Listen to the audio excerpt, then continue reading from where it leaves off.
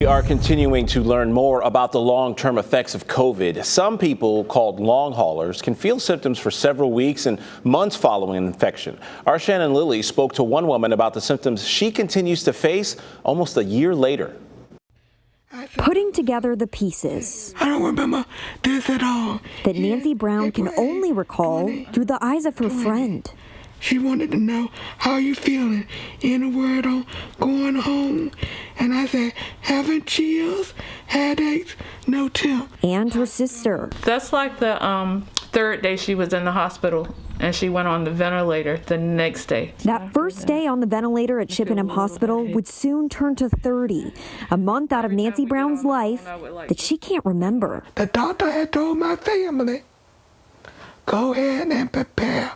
She's not going to make it. 1 year ago to the day, the former school teacher was hospitalized and diagnosed with COVID-19. It wouldn't be until several months later in June that Brown would be released from rehab just in time to celebrate her 60th birthday. And even when I left, I couldn't walk. I couldn't dress myself. I couldn't do anything. Now, 1 year later, my voice is still not bad. I can't work. Brown says she goes to dialysis 3 times a week and experiences anxiety and fatigue.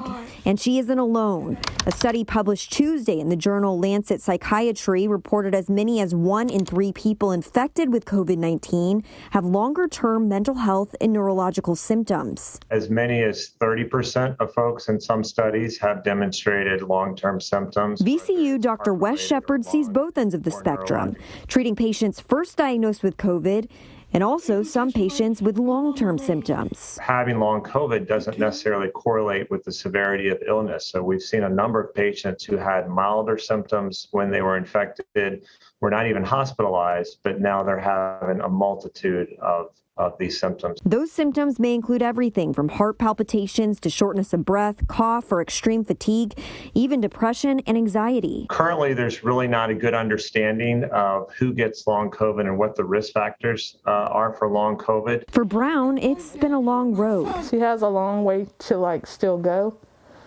but we just see now the fight. But she's not giving up. The day I pulled myself up, we were all in there crying because I had not stood, but I was standing at the chair. A moment Brown recalls quite clearly. I have to help myself get out, but look, and I can dance.